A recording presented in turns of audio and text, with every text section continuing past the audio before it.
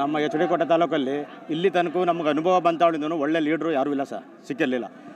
ಏನಂದರೆ ನಮ್ಮ ತಾಲೂಕಲ್ಲಿ ಸುಮಾರು ಹಲವಾರು ಕಾಮಗಾರಿಗಳಾಗಲಿ, ಅಭಿವೃದ್ಧಿ ಕಾರ್ಯಕ್ರಮಗಳಾಗಲಿ, ಹಾಸ್ಪಿಟ್ಲಾಗಲಿ ಮತ್ತು ಈ ಸ್ಕೂಲು ಶಾಲಾ ಕಾಲೇಜುಗಳಾಗಲಿ ಈ ಮೂಲಭೂತ ಸೌಕರ್ಯಗಳು ಯಾವ ಸರಿಯಾದ ರೀತಿ ಇಲ್ಲ, ಸಿಕ್ಕಿಲ್ಲ.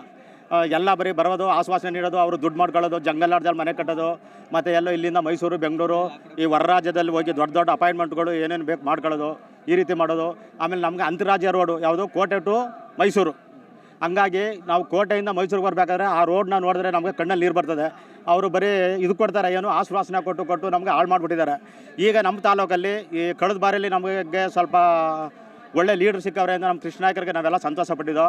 ಅವ್ರಿಗೆ ಸ್ವಲ್ಪ ಗೊಂದಲಾಗಿ ಏನೋ ಕೈ ತಪ್ಪಾಗಿತ್ತು. ಈ ಸಾರಿ ಸರ್ ನಮಗೆ ಹಾಲು ಅನ್ನ ಉಂಡಷ್ಟು ಅಭಿವೃದ್ಧಿ ಆಗದೆ ಸಂತೋಷ ಆಗಿದೆ.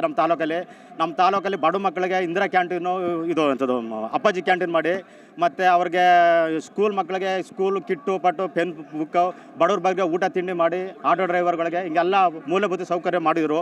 ನಾವೆಲ್ಲ ಕಳೆದೋದ್ವೇನೋ ಅಂದ್ಬಿಟ್ಟು ಸಂಕಟ ಪಡ್ತಾಯಿದ್ವಿ. ಈಗ ಮತ್ತೆ ನಮಗೆ ಮರಳಿ ನಮ್ಮ JDS ಆಫೀಸಿಗೆ ಬಂದಿದ್ದಾರೆ. ಹಂಗಾಗಿ ನಮ್ಮ ಕುಮಾರಣ್ಣವ್ರಿಗೆ ಮತ್ತು ನಮ್ಮ ಕೃಷ್ಣ ನಾಯ್ಕರಿಗೆ, ನಮ್ಮ ದೇವೇಗೌಡರು, ನಮ್ಮ ಚಿಕ್ಕಣ್ಣವರು ಎಲ್ಲರೂ ಒಂದು ಸಹಕಾರದಿಂದ ನಮಗೆ ನಮ್ಮ ತಾಲೂಕಲ್ಲಿ ಎಷ್ಟೋ ಬಡ ಮಕ್ಕಳುಗಳಿಗೆ ಹಾಲು ಅನ್ನ ಉಂಡಂಗೆ ಆಗಿದೆ. ಎಲ್ರಿಗೂ ಅಭಿವೃದ್ಧಿ ಆಗಿದೆ ಸರ್, ಅನುಕೂಲತೆ ಆಗಿದೆ. ಇಷ್ಟೇ ಸರ್ ಮಾತಾಡ್ತಾ ಇರೋದು. ಇನ್ನು ಮುಂದೆ ನಮಗೆ ಸೋಲು ಅನ್ನೋದಿಲ್ಲ, ಗೆಲುವು ಇದ್ದೇ ಇರ್ತದೆ, ಗೆದ್ದೇ ಗೆಲ್ತೀವಿ ಸರ್. ನಮ್ಮ ಸಹಕಾರ ಇದ್ದೇ ಇದೆ ಸರ್.